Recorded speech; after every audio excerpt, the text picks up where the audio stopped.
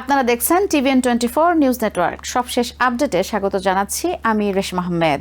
Florida স্টেটে নিখোঁজ university of south ফ্লোরিডার শিক্ষার্থী নাহিদা বৃষ্টিকে ঘিরে অনুসন্ধান চলাকালে মানবদেহের অংশ উদ্ধার করেছে আইনশৃঙ্খলা বাহিনী।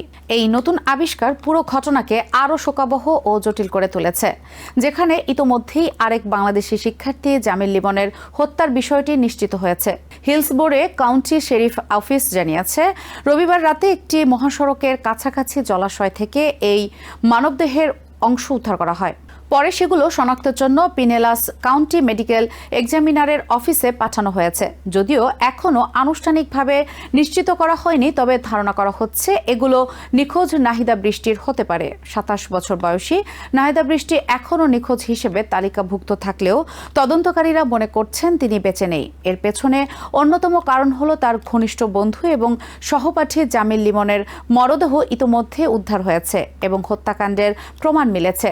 জামিল লিমন তিনিও ২৭ বছর বয়সী একজন ডক্টরাল শিক্ষার্থী ছিলেন। তার মরদেহ ২৪ এপ্রিল ট্যাম্পার হাওয়ার্ড ফ্রাঙ্কল্যান্ড ব্রিজে ট্র্যাশ ব্যাগে ভেতরে পাওয়া যায়। তদন্তে জানা গেছে তাকে ধারালো অস্ত্র দিয়ে একাধিকবার আঘাত করে হত্যা করা হয়েছে।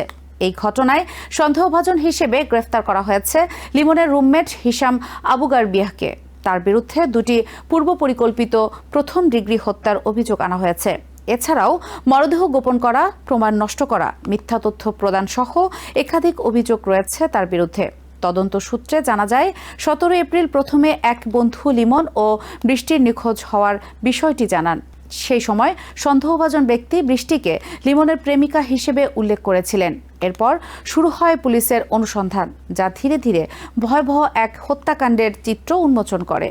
তদন্তকারীরা লিমনের বাসা থেকে বৃষ্টির ব্যক্তিগত জিনিসপত্র উদ্ধার করেন, যার মধ্যে ছিল তার ইউনিভার্সিটি আইডি এবং ক্রেডিট কার্ড। এসব প্রমাণ থেকে ধারণা করা হচ্ছে ১৬ এপ্রিল সন্ধ্যায় বৃষ্টি ওই বাসায় উপস্থিত ছিলেন। এরপর তার সঙ্গে কি ঘটেছে তা এখনও পুরোপুরি পরিষ্কার না হলেও তদন্তকারীরা মনে করছেন তাকে একই ধরনের পদ্ধতিতে হত্যা করে মরদেহ গোপন করা হয়েছে।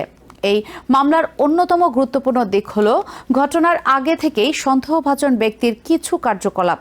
আদালতের নথি অনুযায়ী ৭ এপ্রিল তিনি অনলাইনে ডাক টেপ কেনেন এবং ১১ এপ্রিল কেনেন বড় আকারের ট্রাশ ব্যাগ ও লাইটার ফ্লুইড। এসব জিনিস পরে তার বাসা থেকে উদ্ধার করা হয়। তদন্তে আরও জানা যায় তার বিছানার নিচে ৩ রোল কালো ভারী ট্রাশ ব্যাগ পাওয়া গেছে, যা লিমনের মরদেহ বহনে ব্যবহৃত ব্যাগের সঙ্গে মিল রয়েছে। তার বাথরুমে পাওয়া যায় ডাক্ট টেপ, যা ঘটনাটিকে আরও সন্দেহজনক করে তোলে। ২৩ এপ্রিল তার বাসার কাছাকাছি একটি ডাম্পস্টার থেকে গুরুত্বপূর্ণ আলামত উদ্ধার করা হয়। এর মধ্যে ছিল রক্তমাখা রান্নাঘরের মেঝের ম্যাট, লিমনের ইউনিভার্সিটি আইডি কার্ড, কয়েকটি ক্রেডিট কার্ড এবং রক্তমাখা পোশাক। উল্লেখযোগ্যভাবে ওই পোশাকগুলোর কিছু ছিল বৃষ্টির, যেগুলো তিনি সর্বশেষ দেখা যাওয়ার সময় পরেছিলেন। এছাড়া একটি গোলাপি আইফোন কেসও পাওয়া যায়, যা বৃষ্টির বলে ধারণা করা হচ্ছে। এসব আলামত পরীক্ষার মাধ্যমে তদন্তকারীরা আরও নিশ্চিত হচ্ছেন যে ঘটনাটি একটি পূর্ব পরিকল্পিত হত্যাকাণ্ড। অ্যাপার্টমেন্টে তল্লাশি চালিয়ে রান্নাঘর থেকে শুরু করে অভিযুক্তের শোবার ঘর পর্যন্ত রক্তের দাগ পাওয়া গেছে। যদিও কিছু জায়গা পরিষ্কার করার চেষ্টা করা হয়েছিল, তবুও ফরেনসিক পরীক্ষায় রক্তের উপস্থিতি নিশ্চিত হয়। এই ঘটনায় আইনশৃঙ্খলা বাহিনীর ধারণা, অভিযুক্ত ব্যক্তি ধারালো অস্ত্র ব্যবহার করে ২ শিক্ষার্থীকে হত্যা করেন এবং পরে বিভিন্ন পরিষ্কার করার উপকরণ ব্যবহার করে প্রমাণ মুছে ফেলার চেষ্টা করেন। এরপর মরদেহ ট্রাশ ব্যাগে ভরে বিভিন্ন স্থানে ফেলে দেওয়া হয়। গ্রেপ্তারের আগে তার বিরুদ্ধে গৃহ সংক্রান্ত একটি বিরোধের অভিযোগ ওঠে, যার সূত্র ধরে পুলিশ তার পরিবারের বাসায় যায়। সেখান থেকেই তাকে আটক করা হয় এবং পরে তদন্তে বেরিয়ে আসে হত্যাকাণ্ডের সঙ্গে তার সম্পৃক্ততা। বর্তমানে তিনি কারাগারে আছেন এবং আদালতের নির্দেশে জামিন ছাড়াই আটক রাখা হয়েছে। মামলার পরবর্তী শুনানির তারিখ নির্ধারণ করা হয়েছে। এই ঘটনায় ইউনিভার্সিটি কর্তৃপক্ষ গভীর শোক প্রকাশ করেছে এবং জানিয়েছে শিক্ষার্থীদের নিরাপত্তা নিশ্চিত করতে তারা প্রয়োজনীয় সব পদক্ষেপ নেবে। একই সঙ্গে শিক্ষার্থী ও স্টাফদের মানসিক সহায়তা দেওয়ার জন্য বিভিন্ন সহায়তা কার্যক্রম চালু করা হয়েছে। পুরো ঘটনাটি আমেরিকায় অবস্থানরত আন্তর্জাতিক শিক্ষার্থীদের নিরাপত্তা নিয়ে নতুন করে প্রশ্ন তুলেছে। বিশেষ করে আবাসন নিরাপত্তা, রুমমেট যাচাই এবং অভিযোগ ব্যবস্থার দুর্বলতা নিয়ে সমালোচনা শুরু হয়েছে।